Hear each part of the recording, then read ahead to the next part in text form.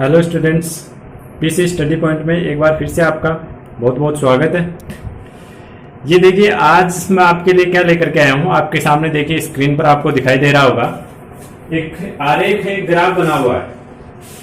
क्या आरेख है, क्या ग्राफ है? ये जो अपचायक अपन ने पढ़े थे, अपचयन की प्रोसीजर पढ़ी थी, उस अपचयन प्रक्रिया में अपचायकों का चयन कि भाई अपने को कौन से अयस्क के अपचयन के लिए कौन सा अपचायक लेना चाहिए, इसके लिए एक एलिंगम नामक वैज्ञानिक ने आरेख दिया था और ये वही है। इसे एलिंगम आरेख के नाम से जाना जाता है। HJT एलिंगम नामक वैज्ञानिक ने ये सारा आरेख बनाया है और इसकी सहायता से देखो क्या क्या समझाने की कोशिश की है और अपचयन में अपने को कैसे कैसे और क्या क्या इसमें मदद मिलती है। ये सारी चीजें अपन आज के वीडियो में देखेंगे, सीखने की कोशिश करेंगे। सबसे पहली बात तो आरेख किसके लिए बनाया गया? विभिन्न प्रकार के जो तत्व हैं उनकी ऑक्सीजन के साथ अभिक्रिया से ऑक्साइड निर्माण की अभिक्रिया के लिए आरेख बनाया गया। जैसे यहां पर देखो रिएक्शन लिखी हुई है, कुछ को मैंने रिएक्शन जगह कम थी इसलिए मैंने केवल जैसे तत्वों के धातुओं के प्रतीक लिखे हैं, पूरी रिएक्शन नहीं लिखी है। यहां पर आप कंप्लीट रिएक्शन समझेंगे कि ये जिंक की ऑक्सीजन के साथ अभिक्रिया हो रही है, क्रोमियम मैग्नीशियम एल्यूमिनियम इनकी ऑक्सीजन के साथ रिएक्शन हो रही है, आपको ये समझना है। एक उदाहरण लेकर के समझते हैं। कॉपर धातु की ऑक्सीजन के साथ अभिक्रिया होकर के कॉपर धातु का ऑक्साइड बन रहा है, ठीक है। एलिंगम ने इस अभिक्रिया के बारे में कंप्लीट स्टडी की और फिर उन्होंने ये देखा कि जब टेम्परेचर बढ़ाते हैं, ग्राफ में देखो नीचे की तरफ टेम्परेचर लिया हुआ है 0 डिग्री सेल्सियस से 2000 डिग्री सेल्सियस तक। अगर हम टेम्परेचर बढ़ाते हैं तो उस अभिक्रिया के डेल जी नोड इधर लिया हुआ है, डेल जी नोड माइनस में है सारा, डेल जी नोड यहां पर ऊपर आएगा 0, फिर देखो माइनस में चल रहा है सारा, -1100 से लेकर के -100 तक दिखाया मैंने यहां। तो टेम्परेचर में वृद्धि करने से उस अभिक्रिया का डेल जी नोड कम होगा या ज्यादा होगा।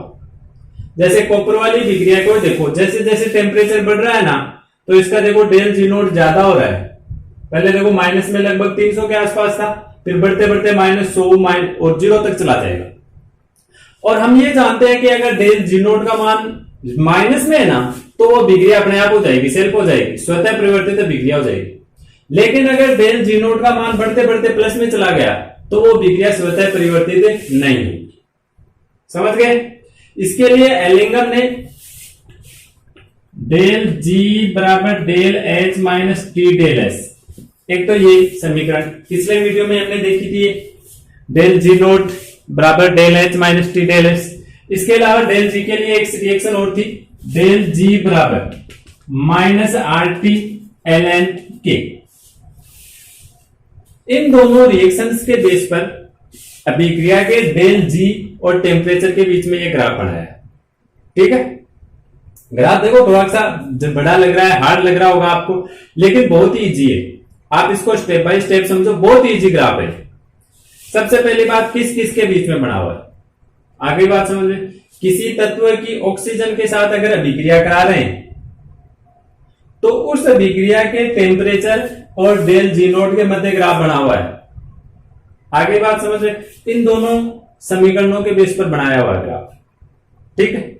अब देखो मोस्टली आप ये देखेंगे, ज्यादातर ग्राफ में आपको ये दिखाई देगा कि टेम्परेचर बढ़ने के साथ साथ डेल जी नोट का मान भी बढ़ रहा है, केवल एक इस ग्राफ को छोड़ करके और एक इस ग्राफ को छोड़ करके। ये कार्बन का ग्राफ है, कार्बन की ऑक्सीजन के साथ अभिक्रिया से CO2 बन रहा है, और ये वाला ग्राफ ये मैंने लिखा नहीं है, ये भी कार्बन का ही है। ये ग्राफ कार्बन से कार्बन डाइऑक्साइड बनने वाला ग्राफ है, ये तो सीधी लाइन है ये। और एकमात्र लाइन जो नीचे की तरफ आ रही है ग्राफ में, ये कार्बन से कार्बन मोनोऑक्साइड बनने का ग्राफ है, ठीक है ना। केवल एक ही ग्राफ की लाइन है जो नीचे की तरफ आ रही है, ये वाली, ये मैंने यहां पर दिखा दी है किसके लिए, ठीक है। तो अब ये अधिकांश ग्राफ की लाइन ऊपर क्यों जा रही है? सबसे पहली बात तो देखिए ऊपर जाने का कारण क्या है।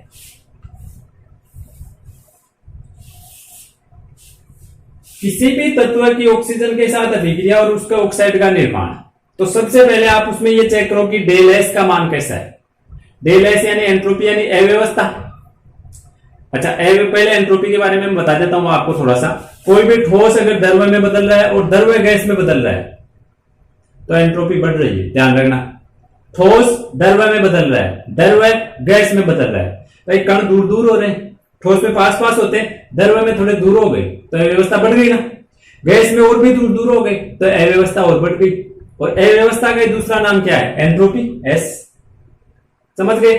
ठोस द्रव्य में, द्रव्य गैस में एंट्रोपी बढ़ रही है, एंट्रोपी का मान प्लस में, डेल एस का मान धनात्मक। आगे बात समझ। गैस द्रव्य में बदल रही है या द्रव्य अगर ठोस में बदल रहा है, अपोजिट हो गया ना, तो एंट्रोपी ऋणात्मक, डेल एस का मान माइनस। तो यहां पर आप देखेंगे धातु, कॉपर धातु ठोस है, या कोई भी जैसे आयरन धातु ले लो ठोस है, ऑक्सीजन गैस है, और धातुओं के ऑक्साइड सारे ठोस होते हैं। यानी ये एक तो ठोस है लेकिन ये क्या है? गैस है ना। और गैस से उत्पाद क्या बना? ठोस। गैस से द्रव्य ही नहीं बल्कि डायरेक्ट क्या बन गया? ठोस। यानी एंट्रोपी में क्या हो गई? सीधा सीधा कमी हो गई। डेल एस का मान माइनस में आ गया, ऋणात्मक है। और अगर डेल एस का मान माइनस में जाएगा ना तो ये माइनस और ये माइनस क्या हो जाएंगे? प्लस। और अगर ये प्लस हो गया तो सारी राशि जुड़ जाएगी, डेल जी का मान कैसा आएगा? प्लस में आएगा। आगे बात समझ में। अगर डेल एस का मान माइनस में, विक्रियाओं में माइनस है क्योंकि गैस ठोस में बदल रही है, इसलिए डेल एस माइनस में। डेल एस माइनस में तो डेल एस वाला माइनस और ये माइनस प्लस हो जाएंगे, और प्लस होने से ये सारी राशि जुड़ जाएगी और आंसर आएगा प्लस में, यानी डेल जी का मान आएगा प्लस में, यानी डेल जी का मान बढ़ेगा। तो सभी आरेख के ऊपर की ओर जाने का रीजन तो ये है। कुछ कुछ बीच में नीचे आ रहे हैं, उनके बारे में अपन अलग से स्टडी करेंगे। मोस्टली कार्बन, कार्बन के इसमें देखो 3 ग्राफ है। कार्बन मोनोऑक्साइड से कार्बन डाइऑक्साइड बनना, ये रहा ग्राफ, ये वाला। कार्बन से कार्बन डाइऑक्साइड बनना, ये ग्राफ। और एक ये ग्राफ कार्बन से कार्बन मोनोऑक्साइड बनना। कार्बन का जो ग्राफ है उसका अपन अलग से भी स्टडी करेंगे अगले वीडियो में। कार्बन के और आयरन का भी एक ग्राफ है, उसको भी अपन अलग से, इसको अलग बना करके पढ़ेंगे, आयरन और कार्बन। समझ गए? तो आपको बस मेन चीजें यहां पर जो ध्यान रखनी है ना, केवल उन्हीं पर ध्यान दीजिए। तो ग्राफ किस किस के मध्य बनाया हुआ है, कैसे बनाया हुआ है, और ग्राफ की लाइन से वो ऊपर क्यों उठ रही है, यहां तक सबको समझ में आ गया। अब ये जो ग्राफ बना हुआ है इसके देखिए निष्कर्ष क्या क्या है। निष्कर्ष यही है, एक तो डेल एस के बारे में मैंने आपको बताया, ठोस द्रव्य में बदल रहा है, द्रव्य गैस में बदल रहा है, तो एंट्रोपी बढ़ेगी। गैस लिख देता हूं मैं, देखो थोड़ा सा। अगर गैस बदल रही है लिक्विड में और लिक्विड बदल रहा है अगर सॉलिड में, तो एंट्रोपी कम होगी। एंट्रोपी कम होगी तो डेल जी भी कम हो जाएगा। सीधा सीधा ध्यान रख लो ना कि अगर एंट्रोपी कम हो रही है ना तो डेल जी भी कम हो जाएगा। यानी विक्रिया नहीं होगी बाद में, अगर डेल जी प्लस में चला गया कम हो, सॉरी डेल जी बढ़ जाएगा, आई एम सॉरी, डेल जी बढ़ जाएगा। और अगर एंट्रोपी बढ़ेगी तो डेल जी कम हो जाएगा। अगर डेल जी बढ़ते बढ़ते प्लस में चला गया तो विक्रिया फिर नहीं होगी। बस इतना ध्यान रखो। तो पहला निष्कर्ष तो यही है, अगर गैस द्रव्य में बदल रही है, द्रव्य ठोस में बदल रहा है, तो एंट्रोपी के मान में कमी हो रही है। एंट्रोपी के मान में क्या होगी? कमी होगी। अव्यवस्था कम हो गई ना, सीधा सा है। अगर ठोस बदल रहा है द्रव्य में, द्रव्य बदल रहा है गैस में, तो एंट्रोपी बढ़ेगी। उस स्थिति में एंट्रोपी का मान कैसा आएगा? धनात्मक आएगा। अगर एंट्रोपी का मान धनात्मक है तो डेल जी का मान ऋणात्मक अभिक्रिया स्वतः होगी। बस पहला निष्कर्ष तो आपको यही ध्यान में रखना है। एंट्रोपी अगर बढ़ रही है, कब बढ़ेगी? ठोस द्रव्य और द्रव्य गैस में बदलता है तब एंट्रोपी बढ़ती है। और जब जब एंट्रोपी बढ़ती है तो डेल जी का मान कैसा आता है? माइनस में आता है, ऋणात्मक आता है, यानी विक्रिया स्वतः परिवर्तित होती है। पहला निष्कर्ष तो ये हो गया। दूसरा निष्कर्ष, किसी भी विक्रिया के लिए डेल जी का मान अकेले डेल एस पर डिपेंड नहीं करेगा, टेम्परेचर पर भी डिपेंड करेगा। ये ग्राफ ही देखो टेम्परेचर के साथ, ये टेम्परेचर बढ़ाने से विक्रियाओं का डेल जी बढ़ रहा है। कुछ एक विक्रिया जिसका कम भी हो रहा है लेकिन ज्यादातर का बढ़ रहा है। तो दूसरा निष्कर्ष ये हो गया कि किसी भी विक्रिया का गिब्स ऊर्जा में परिवर्तन तापमान, टेम्परेचर भी पर डिपेंड करता है। और पॉइंट नंबर 3, अगर दो विक्रिया मान लो एक साथ हो रही है, ये मान लो ये दोनों विक्रिया जुड़ी हुई है, एक साथ हो रही है, तो ये दोनों विक्रियाएं स्वतः परिवर्तित होंगी या नहीं होंगी? तो इन दोनों विक्रियाओं के डेल जी का मान भी आप एक जगह जोड़ दो। अगर दो अभिक्रियाएं एक साथ हो रही हैं तो दोनों का डेल जी एक साथ ऐड कर दीजिए, जोड़ दीजिए। अगर दोनों का डेल जी जोड़ने के बाद में माइनस का आता है तो वो दोनों अभिक्रियाएं स्वतः परिवर्तित होंगी। दोनों का जोड़ने से पहले कैसा है वो नहीं देखना है। दोनों का डेल जी ऐड कर दीजिए, जोड़ दीजिए। जोड़ने के बाद में अगर डेल जी का मान माइनस में है ना तो वो अभिक्रिया स्वतः परिवर्तित होगी। और अगर जोड़ने के बाद में माइनस में नहीं है, मान लो प्लस में आ गया, तो वो अभिक्रिया स्वतः परिवर्तित नहीं होगी। ये चीज आपको ध्यान में रखनी, ठीक है। अब ये जो अपन ने लिंगम आरेख बना रखा है, इसके निष्कर्ष भी हो गए। केवल 3 निष्कर्ष हैं, सीधे सीधे, एकदम से सीधा सीधा। डेल जी का मान डेल एस पर, एंट्रोपी पर डिपेंड करता है। एंट्रोपी बढ़ेगी, डेल जी कम होगा, अभिक्रिया स्वतः परिवर्तित होगी। नंबर 2, डेल जी का मान टेम्परेचर भी डिपेंड करता है। और नंबर 3, दो अभिक्रिया अगर एक साथ हो रही है तो दोनों का डेल जी जोड़ दीजिए, सीधा सा। अब ये जो ग्राफ बनाया है इसकी विवेचना कर लेते हैं, इसको समझ लेते हैं, ठीक है। अगर डेल जी का मान बढ़ रहा है ना, अगर ऊपर की तरफ जा रहा है, इसका मतलब धीरे धीरे अभिक्रिया है और ये वो धीमी गति से होगी। डेल जी प्लस की तरफ जा रहा है, अगर 0 होते तो अभिक्रिया रुकी जाएगी ना। जो ग्राफ ऊपर की तरफ बढ़ रहे हैं उनमें सीधा सा ये ध्यान रखना है कि जैसे जैसे टेम्परेचर बढ़ रहा है ना तो वो अभिक्रिया की रेट कम हो रही है, अभिक्रिया धीमी गति से हो रही है और वो दुर्बल अपचायक हो रहे हैं। जैसे मान लो आप एल्यूमिनियम को अपचायक के लिए काम में लेते हैं, तो जैसे जैसे टेम्परेचर बढ़ रहा है एल्यूमिनियम की रिएक्शन ऊपर जा रही है, इसका मतलब एल्यूमिनियम एक दुर्बल अपचायक हो जाएगा। डेल जी जितना ज्यादा होगा उतना ही दुर्बल अपचायक है। कार्बन एक बढ़िया अपचायक हो रहा है, जितना ज्यादा टेम्परेचर होगा कार्बन उतना ही बढ़िया अपचायक होगा, क्योंकि कार्बन के लिए डेल जी का मान घट रहा है बल्कि कम हो रहा है, लगातार निरंतर कमी हो रही है। इसलिए कार्बन का टेम्परेचर जितना ज्यादा रखेंगे यह उतना ही बढ़िया अपचायक होगा, समझ गए। दूसरा एंट्रोपी पर डिपेंड करता है, ये हमने देख लिया। अगर कोई ठोस द्रव में बदल रहा है, द्रव गैस में बदल रही है, तो उस स्थिति में एंट्रोपी में वृद्धि हो रही है।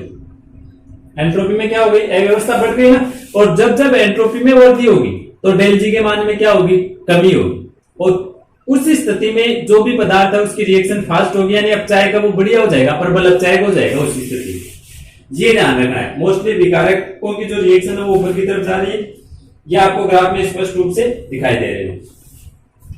मोस्टली अपन कार्बन को ही अपचायक के लिए काम में क्यों लेते हैं, क्योंकि कार्बन ही एकमात्र ऐसा अपचायक है जिसके आरे टेम्परेचर बढ़ाने से डेल जी का मान कम हो रहा है। ये एक ऐसा अपचायक, बाकी सबका डेल जी बढ़ रहा है, ठीक है। तो मोस्टली अपन कार्बन को अपचायक के लिए काम में लेते हैं। कार्बन को अगले वीडियो में अपन अलग से भी पढ़ेंगे।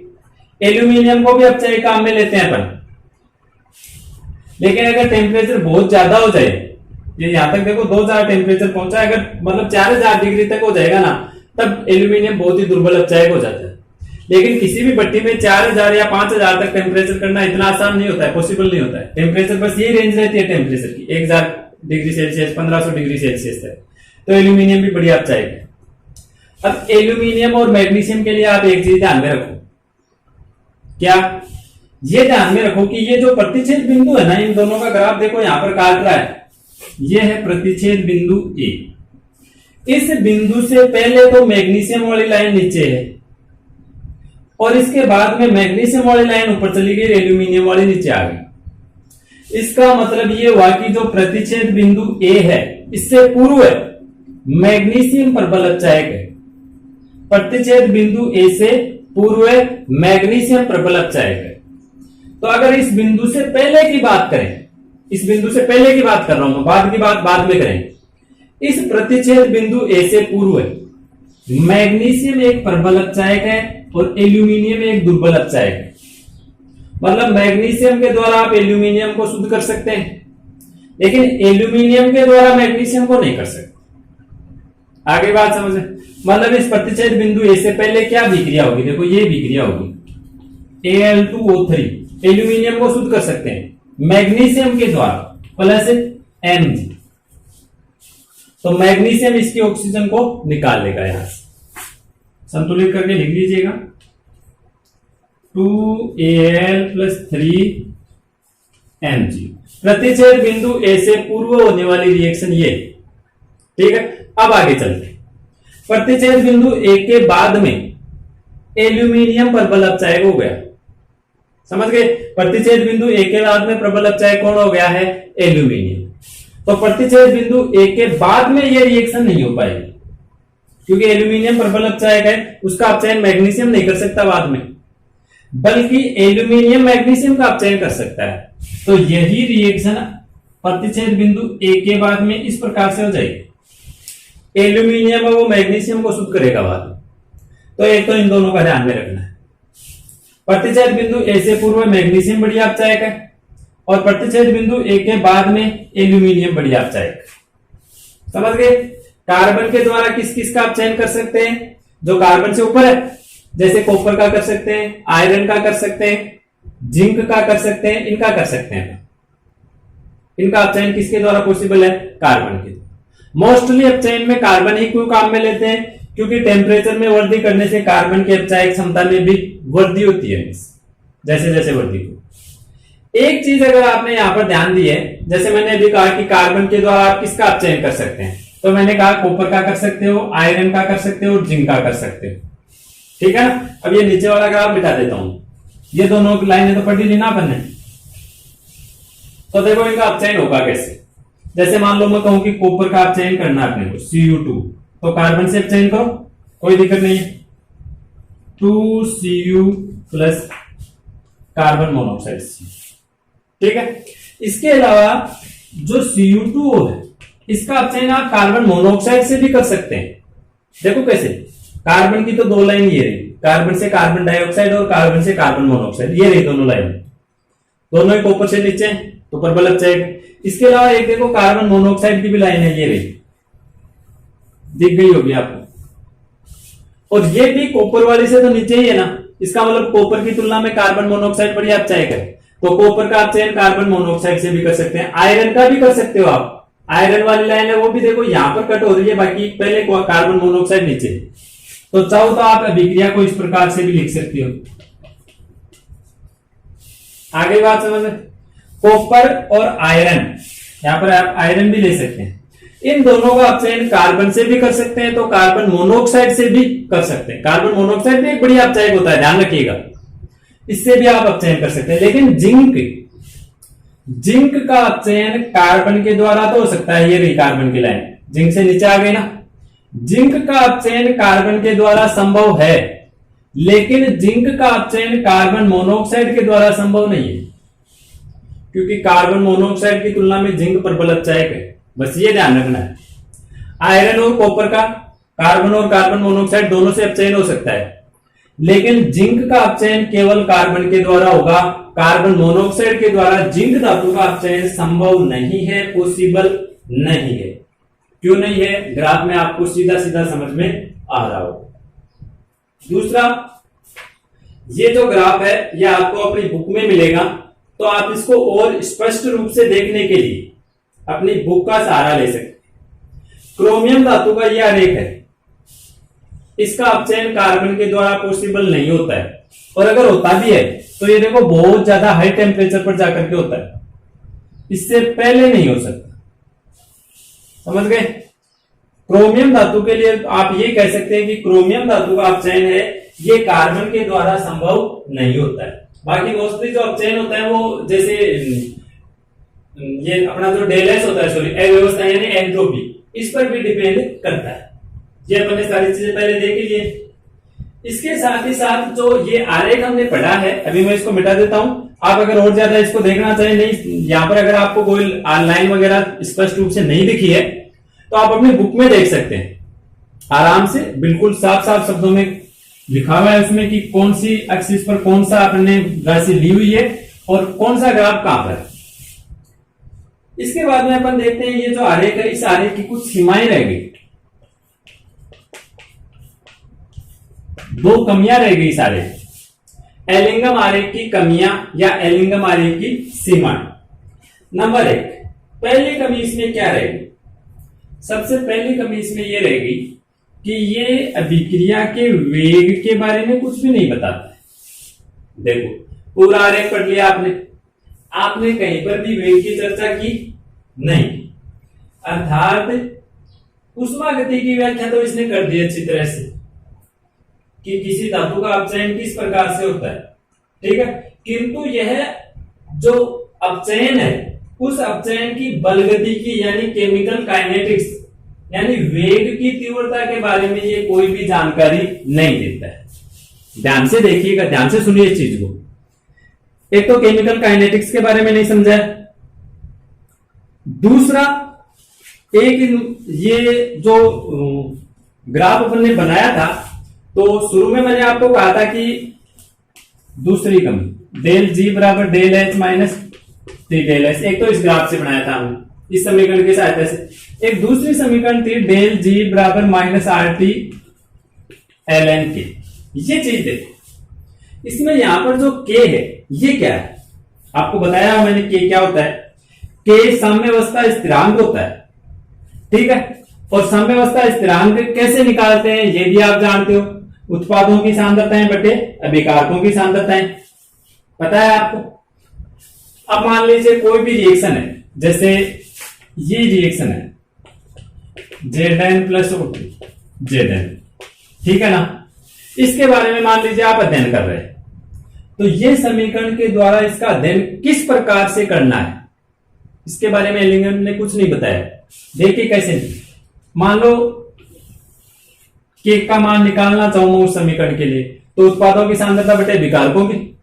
अब उत्पादों में देखो ये तो ठोस है ना, ये गैस है और ये भी ठोस है, और अपन जानते हैं कि ठोसों की सांद्रता इकाई होती है।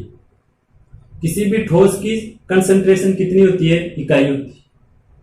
तो इसके बारे में एलिंगम ने कहीं पर भी कोई विस्तृत व्याख्या नहीं की है कि जिन पदार्थों की सांद्रताएं इकाई होती हैं, अब इकाई तो आएंगी लगभग सभी की, धातु ऑक्साइड ज्यादातर ठोस अवस्था में होते हैं, तो इकाई सांद्रता है तो उसको अपन सम्मिलित करना है या नहीं करना है, इसके बारे में एलिंगम ने कुछ भी नहीं बताया।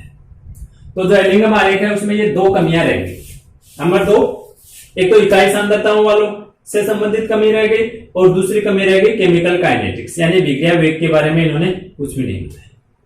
तो इसी के साथ में एलिंगम आरेख समाप्त होता है। आज के वीडियो में बस इतना ही। अगर वीडियो पसंद आए तो एक लाइक जरूर कर दीजिए, और आज के वीडियो को आपने अंत तक देखा इसके लिए आपका बहुत बहुत धन्यवाद।